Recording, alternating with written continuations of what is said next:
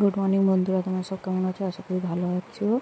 তো আজকে দেখো দুদিনকার বৃষ্টিতে কীরকম জল উঠেছে। দেখো রাস্তা পুরো ভরে গেছে, পুকুর ভরে গেছে।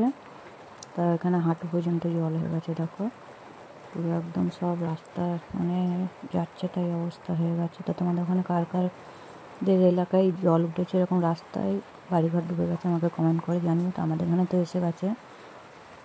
সামনে দেখো স্কুল রয়েছে, স্কুলটাতেও জল উঠে গেছে। দেখুন এই হচ্ছে স্কুলের সামনেটা, এটার সামনে পুকুর আছে আর এটা হচ্ছে রাস্তাটা।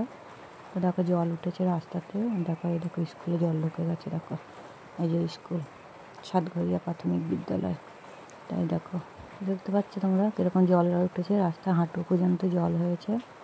এরকম যদি বৃষ্টি আর 24 ঘন্টা হয় তো আমাদের বাড়ি থেকে আর বেরোতে হবে না, এতটাই বৃষ্টি হচ্ছে।